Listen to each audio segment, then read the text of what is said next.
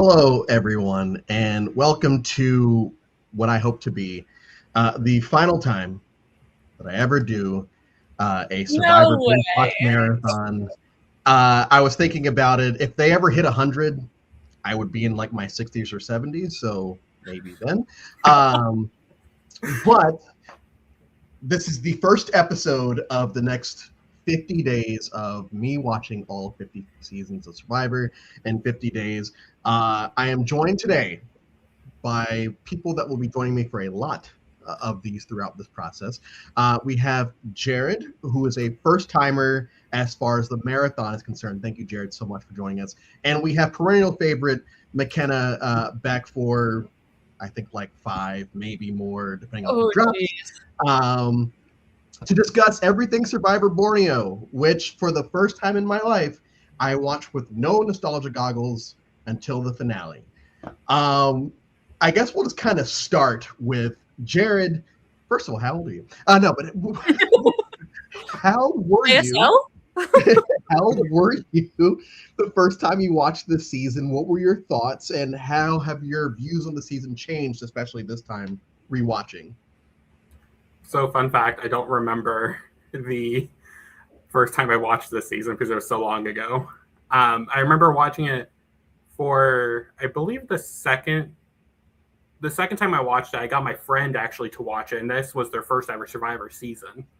So, and that was a couple of years ago, and so I was like, wow, Borneo's like not that bad. Like people might like criticize like the early seasons, but it's not bad. And then I watched it's the least boring pagonging ever. Yes, agree. I had that thought during it. This cast really helped. This cast really helped. And so, McKenna, same question. And what do you think it is about this cast specifically that we can watch it in 2026 and still say, yeah, it's an old season, but it's still at least fine by today's standards? Yeah, so I feel like I'm a broken record for those who know me. I watched Richard Hatch on The Biggest Loser, so then I had to figure out what the heck Survivor was. So Borneo was my first season watching. I didn't like jump into whatever was live because Korong had just ended. So I was in the gap between Millennials versus Gen X and Korong. So I discovered Borneo. This was my first introduction to Survivor, and my mom was like, "Oh, you're watching that?" I watched it like as it was airing and I was 4, so I didn't really know what was going on. But I don't know, it's just something about this cast where I can listen to Rudy say, not in a homosexual way, and laugh about it and not be offended. Exactly. Yep. And that is it's adorable that this has. You couldn't say that in 2026 and people find it adorable. Right. No. You can have Rudy do it. I will say that, and we'll talk a lot about Rudy later, but like there are still certain things that are said this season that I felt like if it was the right person, specifically Rudy, that he could probably still get away with it because he just comes off as overly wholesome despite the fact that he's a curmudgeon for most of the season. Before we kind of get into what I want to talk about the season, both of y'all are watching season 50 live, right? Yes. Okay. Is this Joe's favorite season of Survivor? I mean, maybe. Top 5 at least. I mean, it's the only season where lying is to the point where like people are just disgusted by it. Like as the seasons progress, people are disgusted about an alliance that Joe craves. That too. But the more I watched this season, I was like, Joe would love this. This is what got Joe to watch and play Survivor. Was he watched Borneo and decided, however many years later, I'm going to do that, and it's not going to change at all within 25 years. And I'm going to make great internet content because I hate Rick Devens. Like I said, I didn't watch this with nostalgia this time, which was weird because I've been looking forward to doing this for months, if I'm being honest, and I couldn't sleep last night. I screwed the pooch on Survivor Wordle last night because I was so anxious to wake up this morning. Spoilers, it was seafood. But watching it today, it's kind of like, okay, yeah, this is kind of feels like. And then I got to the finale, and the finale is, especially compared to season 2, the finale is so good, and nothing really happens outside of rites of passage and that final 3 immunity challenge. And I know both of y'all started watching at different points. Do y'all still have that nostalgia when you go back and rewatch this specific season, even though you didn't watch it in 2000? I think because it was my first season watching Survivor and this was my first introduction, I do have that nostalgia with it. And it's like the origin of my favorite show, that it just holds like this special place, that I think I always will have this soft spot for Borneo that a lot of people don't have. I hear a lot of people talking about Borneo and they're like, oh, boring. But I just have never found it boring. Jared? So, to give away my age, I turned, I believe, 3 when this aired. So I did not watch it live. I've been watching Survivor my whole life because my dad started watching, I believe, in the Borneo finale, but I wouldn't remember that. So I have no nostalgia goggles for it whatsoever, just because I've been watching Survivor my whole life. Throughout the season, and I know that a lot of people have talked about this, you can tell, and it's very similar to the proper BB1, like the one that actually is season 1 of Big Brother, where they're just trying to figure out what this is, and not like Rich sitting in the tree saying, hey, let's figure out what this is. It's them, the conch shell is always something people bring up. The gong walking into tribal, the cast sitting there, them not knowing what to call tribal council a lot of the time because everyone calls it something different throughout the season. The fact that it's called an immunity talisman for the entire season. I'm curious to see, and I'm curious to hear you guys' thoughts on, are there any changes that they made to this first season that you felt like, hey, I would have been cool if they kept this around afterwards? They did like a recap of like the challenges for like a brief second in like the early part of the season. I noticed. I was like, that's not bad.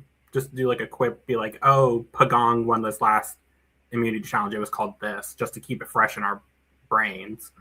But they're just trying a lot out and to see what fit, and most of it didn't.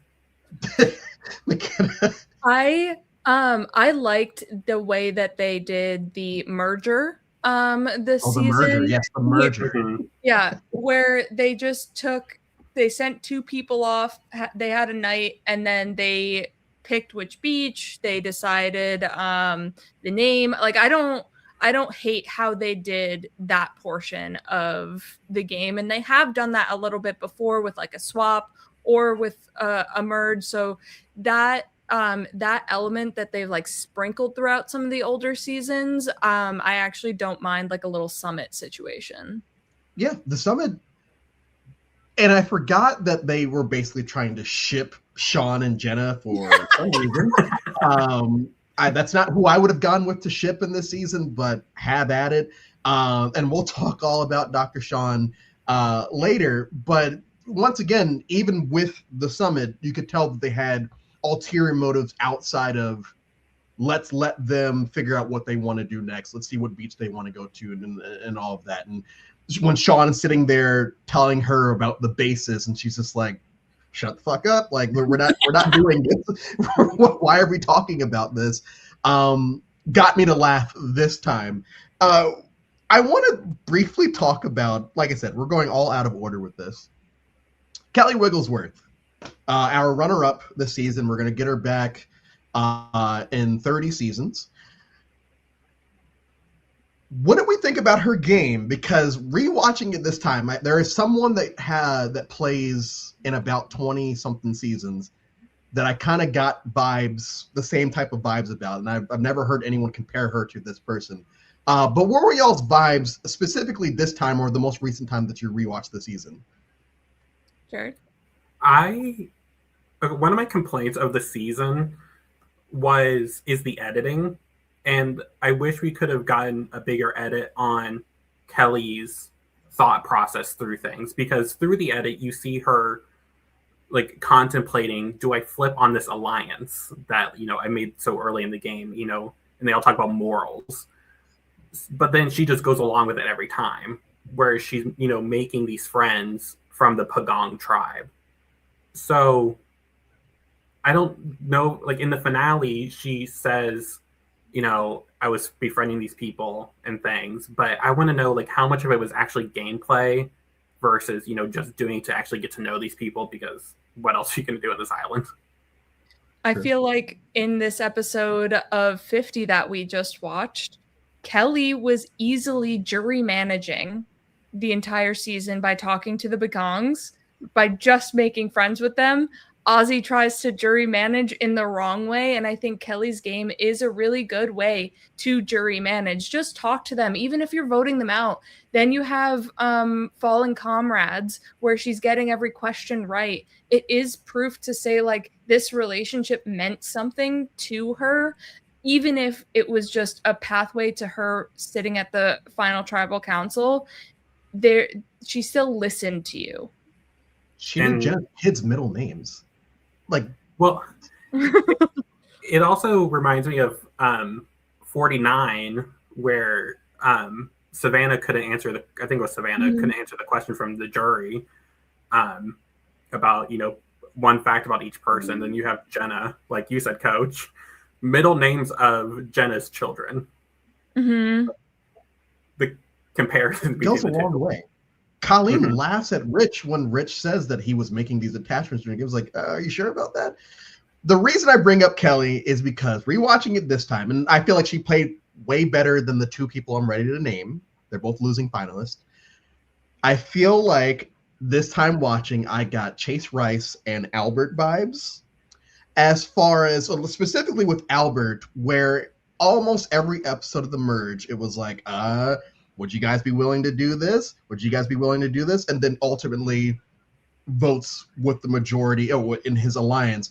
And I felt like watching it this time, it's like, yeah, Kelly is really dragging these people along, saying, hey, I don't want to be part of the stupid alliance. I'll vote with you. Hey, if, Sean's saying, hey, if you get Kelly to vote with us, and I think she will, then we'll do this. Now, once again, the third time I've said this, we'll talk about Sean. I just kind of felt like Kelly played the perfect version of the Albert game of, hey, I'm going to make sure that these people like me. Whether I plan on actually turning or not doesn't really matter, as long as I show them that I was willing to, and ultimately not doing it because I know my best option to getting to the end is with these folks. Mm-hmm. And, I mean, she loses 4-3. It kind of seems like, Colleen says that she came in planning to vote for Rich and switched her vote. I personally think that Greg was always going to vote for Rich. I don't buy that it was a number between 1 and 10. Am I crazy for making that comparison? I don't yes. think so. I think you have like a right read. I think Albert just comes off a little salesman-y, where Kelly doesn't have that to her. And I don't know if it's a gender specific thing where it feels more genuine from Kelly than Albert. Because like, I don't know. I feel like Albert trying to say like, oh yeah, we'll look at options, don't worry, doesn't come off as like genuine as Kelly going, yeah, I really hate these guys, because she actually really does hate these guys, but she wants to win, so she knows her way to the end is through them. I really need to rewatch South Pacific because it's a banger. I know. Fun fact, though, South Pacific was the first season to be fully booked when I started sending out invites for this. So that's I've insane. done it already, so I didn't have to. That is insane. I think I got more annoyed because Coach was still playing 50 at that point. I was more annoyed that more people wanted to do South Pacific before any other season. They almost just canceled this. I remember the first immunity challenge being a lot longer and more epic than it actually was. It's over and done. Like there's not many steps to it. It's just light these lanterns in the water, get on the beach, light a couple, and light this bit, and it's over and done with in like 3 to 4 minutes. And in my head, and this is the sixth, whatever I said earlier, this is the sixth time I've watched this season. In my head, that challenge is like one of the greatest challenges that's ever been on the show. When in reality, it's just the first challenge that's been on the show. So I put it on a pedestal. Mm-hmm. What did we think of the challenges overall this season? Because I know that a lot of people, very recently, within the last, I would say even longer than the last 10 seasons, have kind of talked about how the challenges are repetitive and this, that, and the other. But I feel like a lot of these challenges are just dull. To your point about the first one, I was watching at 1.5 speed, and it did feel like it was over in 2 seconds. So I was like, wait, I feel like this should be longer. Like, what's going on? That's true. I felt like all these challenges actually weren't that bad. It's just they all needed improved on. Like one or, a couple of things to make them better. But I think I enjoyed it compared to more modern challenges. Yeah, I mean, a lot of these challenges gave a great base to work with. So like you have Last Gasp in this episode, in this season, but it's just hold your breath underwater. Then they're like, wait, we can do a little bit more with this, and then expand. They have Bugging Out this season where it's just everyone eat a grub, and then you expand with your locations, or you have the loved ones doing it or something like that, where it just like they have a lot of framework for everything to work off of, where they have very impactful challenges like Quest for Fire, which we see then in Second Chance, adding a prisoner's escape and something to it to make it a little bit longer and add that new school twist of grabbing the idol. So there's ways to like use this base work that Borneo created to make those better challenges where it's not just like holding your breath underwater. Yes, we're going to waterboard them now is what they basically Yes. Hey, it's not the water torture at least. Yeah, that's true. Well, one of the immunity challenges was literally just them running across the bamboo poles, and the fastest one to do it moved on to the next round. And I'm like, okay, well, we're in season 50 now, and they have to do like 7 extra steps before they're even considered for the next round. My mind was just blown with how simplistic that one was, at least. Yeah, and then the ropes course throughout the woods was harder to read in this in this season as well, that they expanded, and it's one of the most impactful challenges in Panama too, of call the ambulance, Terry's crying on the course, which reverts to this Borneo challenge. Well, and going off of what John says here, like not only that, but during the ropes challenge, it's like, oh, this person's just lost. Nah, they're going the wrong way. I love that. We're gonna really embarrass this person to say, oh yeah, this, and that's not the only time that's going to happen in this season, where it feels like production is just having fun with us and with the players. McKenna, what were you saying? He also says, John also says the best challenge in Survivor history is in this season, and it's one of mine and my wife's most quoted moments of I don't know. I don't know. Oh, well, don't worry. I don't know. I don't know. Did Ralph from Redemption Island go to the Suhawk School of Spelling? Because what I realized this time is that so bad. Sauna. Yeah, it's really bad. Sue is, and we're just talking Borneo Sue. Sue is a very compelling character because with hindsight, with just this specific season, it's like, well, this is a crazy person. From almost jump, it just you get this vibe that if you do or say the wrong thing to this person, she will flip on you, and not in like a voting way.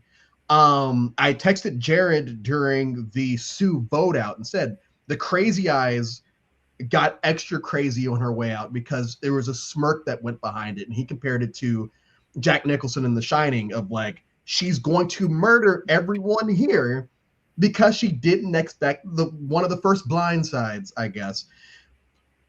What are our thoughts on Suhawk not talking about anything dealing with snakes and rats? We'll talk about that later. Just Suhawk as a character, season 1. Are we a fan in 2026? Corporate world don't work out here in the bush. I mean, she just hits the ground running in a certain way of just like, I'm gonna get these people, I'm gonna say my mind, and we're gonna keep it rolling. And you know, she's not terrible in Borneo. I think she's fine. I think she's had a decent shot to win the game as well. If Rich didn't win, I would have wanted her to win.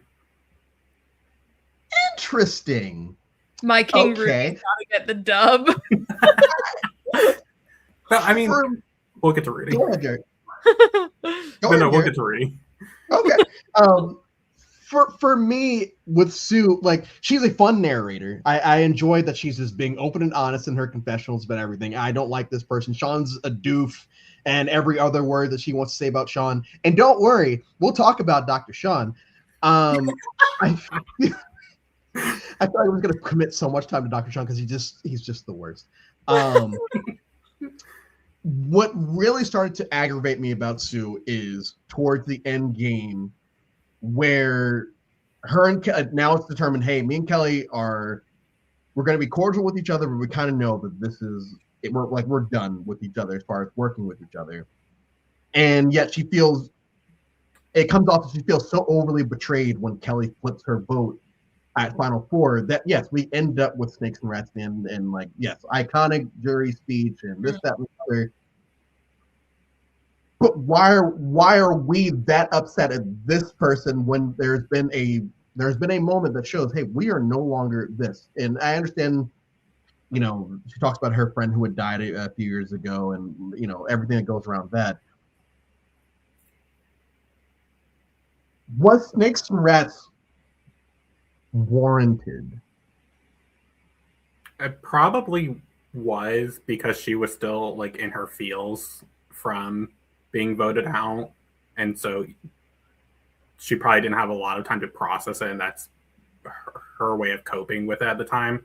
But I think it was Jervis during his voting confessional kind of actually, I think, laid it out pretty well, saying like she was fine with doing it to these other people, but when someone did it to you, that's when you get upset. I was like, you have a point there.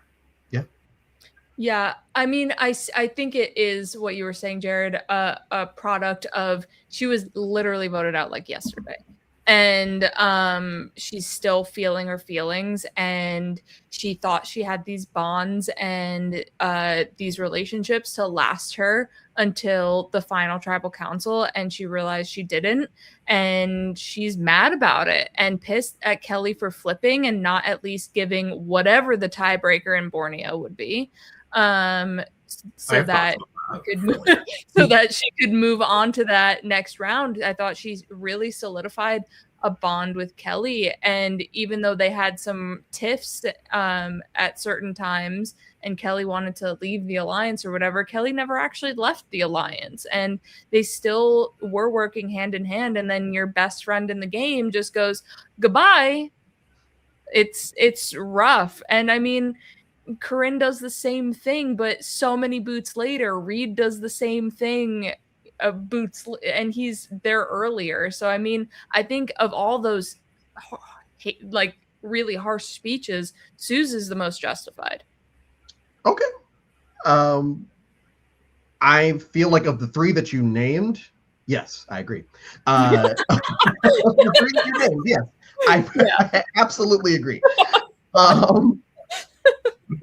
There are more people thinking strategically than I remember from any other time I've watched this episode, to the point where I think episode 1, BB and Ramona are getting water, and BB basically says, hey, we should get rid of the map so no one can vote us out. because we're the only ones that know where the water is. And then also in like episode 2 or 3, it has to be 2 because he doesn't make it to 3. In episode 2, he kind of says, maybe we should think about throwing the challenge so that either me or someone that's not doing anything here can go home.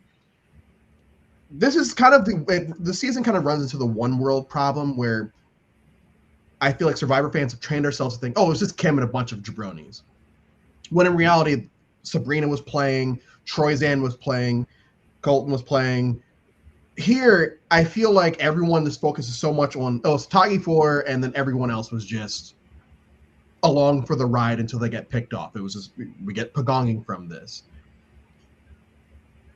Who stood out to you, I guess, either the last time you watched the season or who has always stood out to you as like, wow, this person doesn't get as much credit as they probably deserve, or I know this person's underappreciated? Jenna Lewis. I was so stoked for her coming into 50. She was by far the person I was looking forward to the most. So devastated when she was first boot. But she was my other pick. Same. And she really tried to do strategy in Borneo and tried to make it happen. She's most well known for her not getting the loved ones, but she really had so much more going on throughout those episodes, and she's not really seen because of this big moment and because of the Tagi 4. I think if you were to rewatch Borneo with a lens on Jenna Lewis, that you're really going to see that she was kind of revolutionizing some strategy that she brings then into All-Stars and runs All-Stars the way that she does. I had to give a shout out for this question to Stacy because I didn't really remember her through after my second watch, but then this time she was trying to actually game, but she was trying to make it a girls thing, but then Sue just was out right away. And I was like, she was trying, and I applaud her for it because at least she tried and she showed what she wanted for the game. So I had to give her credit. And we won't go down any other road with Stacy. But if you know, you know. Rudy's another one. And I don't he, just as far as gameplay is concerned, in his final words, he says, I tried to play the middle. And I'm like, well, did you? But, I won't say that he necessarily played the middle, but he was in he caught 4 the first time, 3, whatever he says, and then he didn't catch another vote the rest of the game. I've always enjoyed Rudy in 2000 and in 2026. I will always enjoy Rudy, but this time I did try to pay more attention to Rudy the player. Mm-hmm. And I do feel like Rudy the player probably beats everyone in the final 5. I think his biggest competition probably would have been Sue, unless they respected the game that Hatch played and got over the ass of it all, whether it be bear or personality. And I think Sue would be just like his on paper kind of competition there, because I think she still could have had that likability factor to some of the other people potentially, but I think Rudy was a strong winner pick, and that's why Kelly had to get rid of him. I think you can never root out Kelly for always being a contender just because of relationships with the Pagong tribe. I feel like if Greg didn't do his or go fall into his number, pick a number, I could have seen him picking Kelly, but at the same time, him and Rich, maybe got along. So maybe he was always going to vote Rich, like you said, Coach. But I don't reel out Kelly ever against him. McKenna, you brought up Jenna earlier, and Jenna's, I think, final vote, or maybe it was during the jury, she says she can't be ruthless, which is crazy. So fun to me because of all the returnees that we get from this season. Jenna is one where, okay, so I loved her in this one, I hate her in All Stars despite the fact that she's just, doing what she has to. And of course, she was my winner pick for 50. As far as returnees that come from this season, do you feel like anyone does better for their Survivor legacies, whatever that means? Or do you feel like this is the better version of any player in particular? Does that make sense? Mm-hmm. Yeah. I don't think Rudy is ever ruining his legacy. I think he stays the same. Kelly just got invisible on Second Chance, so I think she just gets screwed. Jenna, I think, keeps the same mindset of All Stars, where she did really well and just didn't have she didn't go after the winners again, and she went after Suri pre-immunity challenge. I think if she does that post-immunity challenge and you got 2 hours left to go, she's in the clear. And then Rich in All Stars is ruthless too, because he's like, I could start that fire, but I'm not. But he's the same in Borneo. He's the same in All Stars. And then Sue, unfortunately, things go down in All Stars that are none too favorable for her. So I don't think her legacy is necessarily ruined. But before all that, she was just terrible at camp. Like, so terrible. John is correct. John is correct. Yeah. This is outside of Survivor.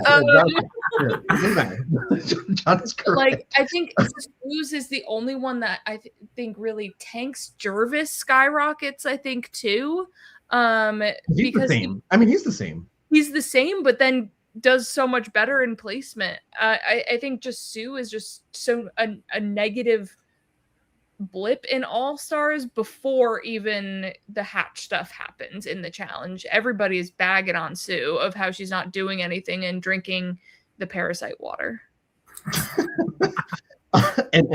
Yeah. Well, I'm going to touch on that. A week from today? Is that a week from today?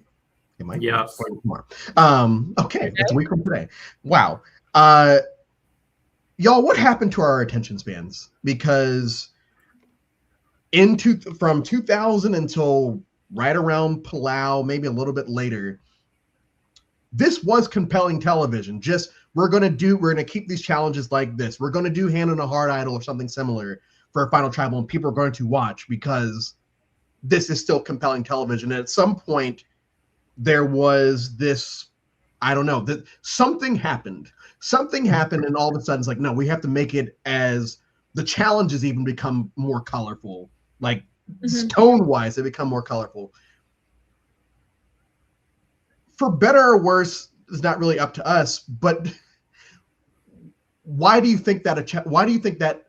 Why that happened? I guess they probably saw that they needed to make a shift in things, because they probably saw like, oh, our numbers are dipping some, so what can we do to improve it? So let's make these challenges flashier to get people's attention. Because I know people who, like, you have like the people like on Facebook who just love the challenges and mainly watch it for it now. So I think they had to do something to keep people's attention other than us people who love the gaming aspect more. I am a big lover of the challenges. And I think it's due to also a little bit of staying in Fiji for forever. So some of the locations you can't match being on the side of a cliff in Outback. You can't match, you could match the running through the jungle that we see here, but they just don't. And instead we're going for like bright, colorful blocks and or poles or whatever in Fiji. And I think it definitely the challenges suffer from being in Fiji, that the only way to like make it visually appealing, yes, Fiji is pretty, but is the the colorfulness of the actual structure, and to make it pop and wow and make it a huge structure, a giant ball, that kind of thing.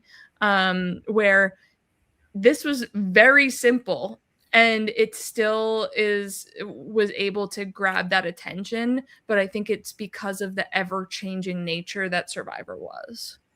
I appreciated these challenges more than the current ones because of how quick they went. And they do. A couple more things before we get to Dr. Sean. One, it has Jeff calls Rich Hatch all season, which makes me believe that Hatch was his first favorite player. Duh.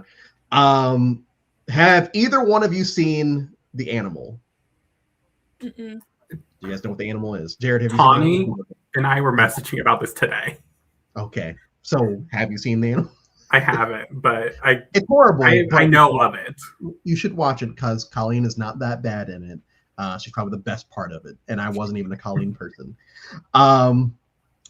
Okay, so what do y'all think was the biggest move, whatever, in this season? And Rob Schneider. Okay. Okay. Rob Schneider is a stapler.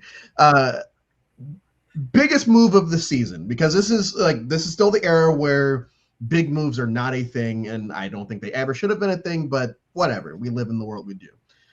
What do y'all consider the biggest move of the season, and by who? I'm gonna talk about him a little bit here. Using Dr. Sean's alphabet strategy against him.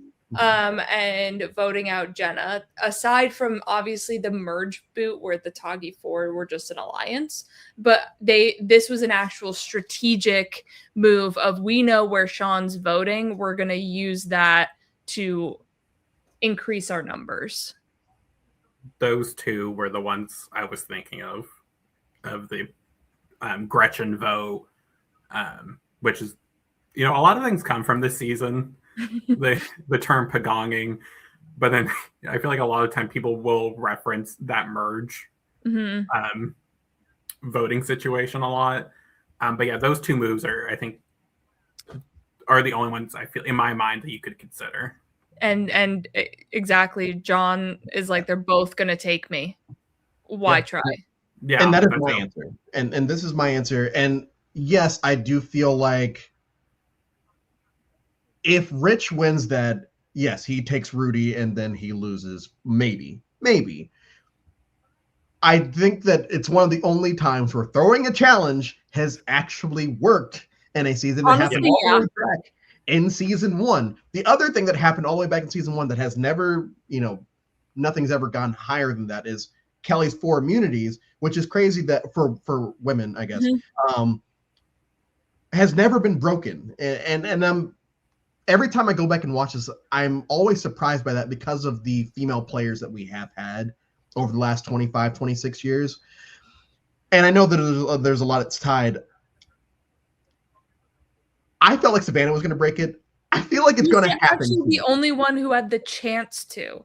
So every other female has won that immunity, their 4th one as the final one. Savannah was the only one that has had the opportunity to even get the 5.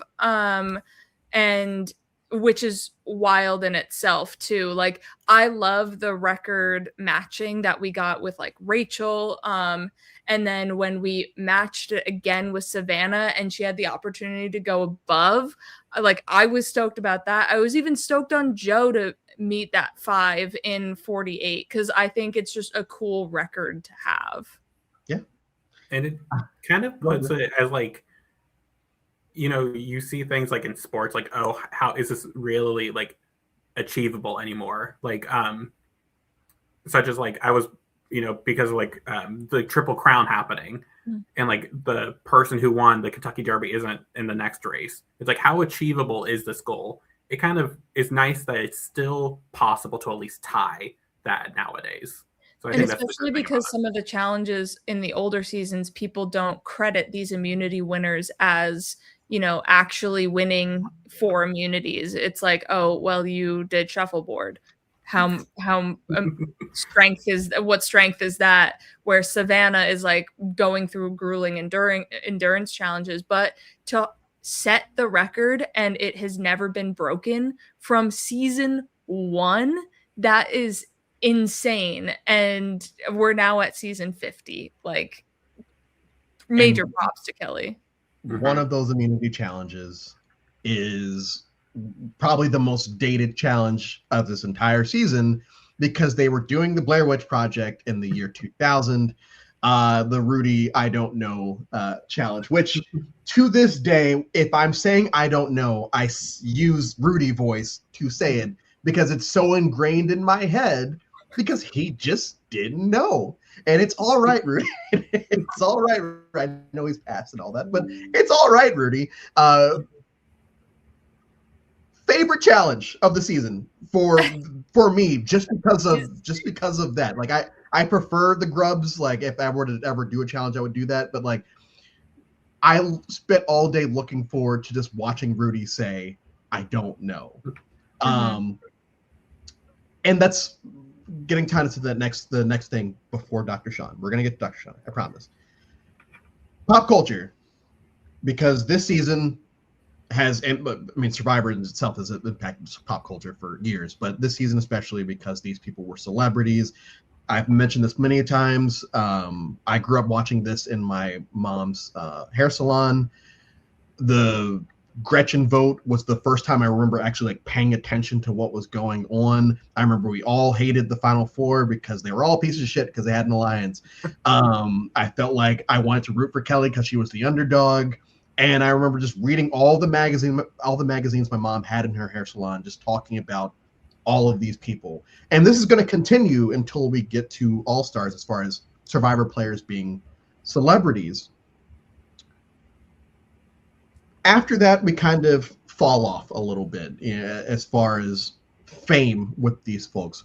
What do we think these people had that maybe the people that came after 8 didn't, or what kind of changed with the show that made it so that we're no longer, these... I didn't know who Chase Rice was forever. Actually, I learned about Chase Rice as a country singer before I remembered, oh yeah, that's Chase Rice from Nicaragua. How did I not put 2 and 2 together? Honestly, what I think do you think happened between All Stars and Vanuatu that like we kind of lost this? I think it's just the 2000s and how things were then. At the time, this style of TV was revolutionary. Like, it kind of gave me vibes of, real world, of like some of how they were filming it. So I think it's just the product of the time. The penny's not new anymore. Like, it's not a shiny. It's, been handed down by a few people. So it's like, oh yeah, that show is still on. And it's crazy because, I wear a Survivor shirt out in public and they're like, oh, that show's still on. And I don't think you get that much now with 50 because it's so big. But it just lost its like allure of what's going to happen, what's going on when, all right, we know what's going to happen. They vote these people off the island. Yeah. Okay. Dr. Sean. Is it time? In my notes, I have Sean being unintentionally annoying as fuck.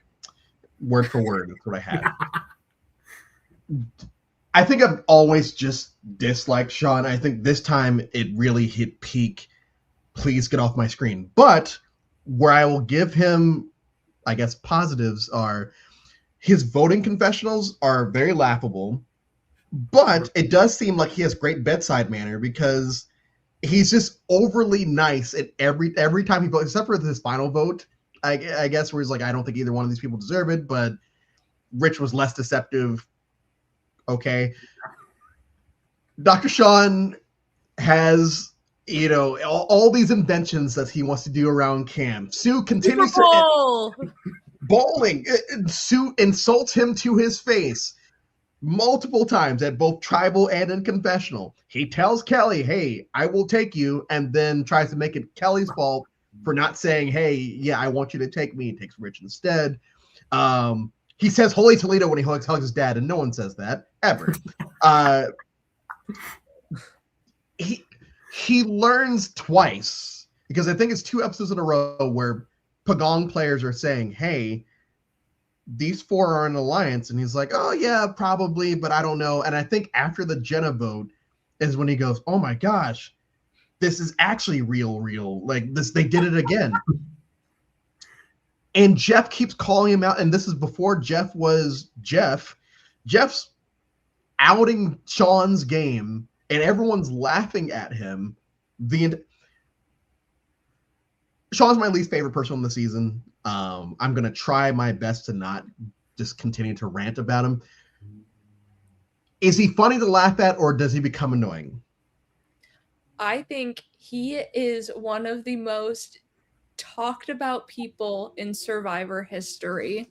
The specialists were doing a podcast on snubs that I wasn't able to be there for, but he would have been one of my 50 snubs because we are still to this day talking about the alphabet voting strategy. Yeah. And yes, he's not a game player. He doesn't have that mind for the game. But watching Dr. Sean come back for 50 after voting alphabetically, one, see if he's learned something, or two, seeing if he does it again.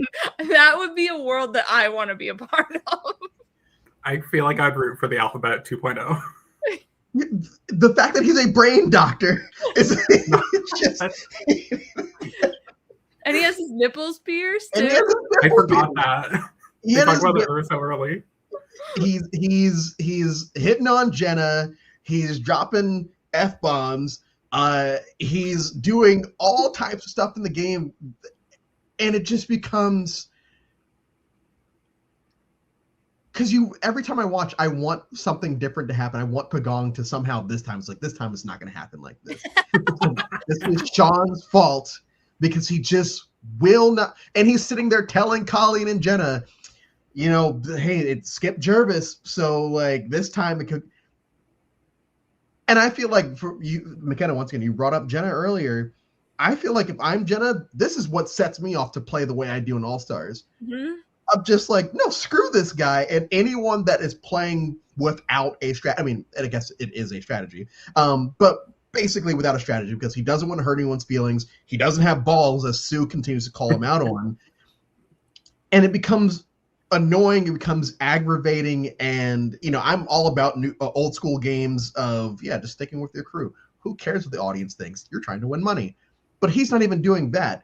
He's sticking to, I don't want to hurt anyone's feelings ever, so I'm going to announce who I'm voting for and just expect twice this season, oh, I don't think that you're going to go home. It'd be crazy if you go home. Something else will happen. It's like, or people aren't dumb and they'll just vote this way. It's not that crazy. Well, and yes, he has his nipples pierced. A very important fact. Go ahead, Jerry. He also, throughout the season, people forget that, or at least he in the merge is like, if I ever feel like, you know, there is an alliance, you know, I'll throw the alphabet strategy out. And I'm like, okay, but they constantly telling you there's an alliance. Like, when are you gonna get the hints? So it kind of bothered me that he did that like every vote. So yeah, he's a legend. Honestly, I don't want him to ever come back. But like, if someone would ever utilize the alphabet strategy again, that would be fun. Especially in 51, if someone comes out and it's like, I'm just going to try this out and just see what happens. It worked for Sean. He made Final Five. Let's just kind of see what happens. I think that would be great. I don't need I kind of want Greg to come back, so whatever. But I don't really need anyone from Borneo back at this point. Like, I think I'm good on Borneo. I think it's so far of a gap with Borneo. At least Jenna was here in All Stars. And I just don't, it's too long for people to remember, oh, Greg. Like, the diehard super fans will be like, ah, yes, Greg. And I even think some of the people who were watching Borneo live would be like, wait, who is Greg again? Oh, that guy with the coconut phone. Like, they might not even remember that too. So like, I feel like we used those Borneo characters. If we're pulling from Borneo again, it has to be someone who has come back previously. Yes. And I think Jenna or Jervis were kind of my two people that it's like, okay, if you're going to do this if you're going to have one for 50, it kind of has to be one of the two of them if you're not going to do Greg. A couple more things as we slowly start to wrap up.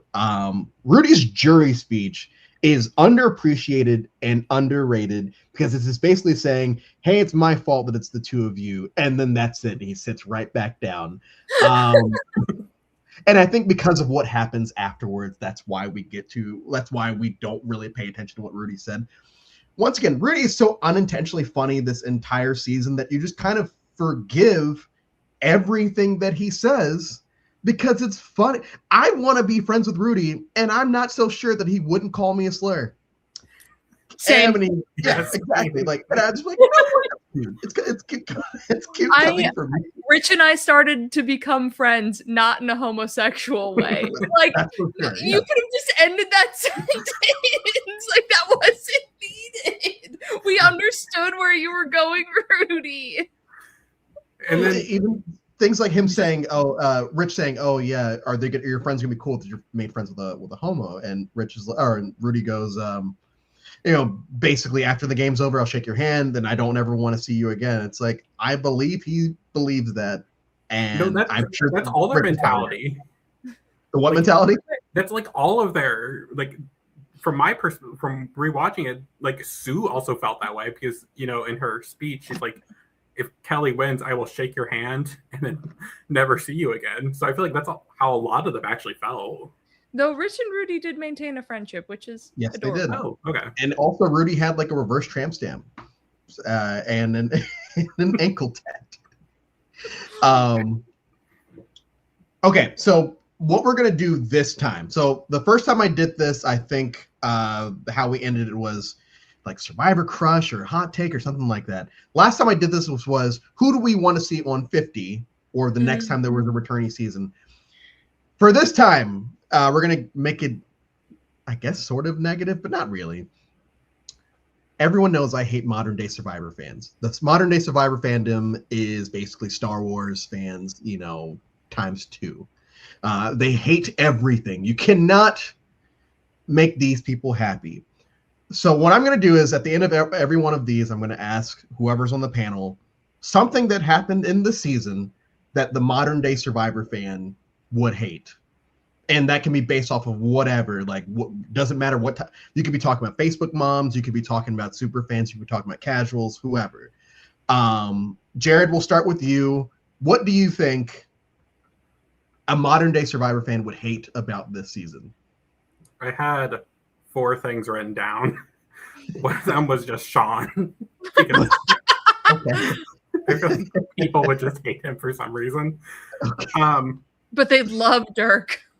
Depending on who you ask, yes. The Facebook moms would love Dirk. Oh yeah, for sure. He'd be everyone's winner pick. Yeah.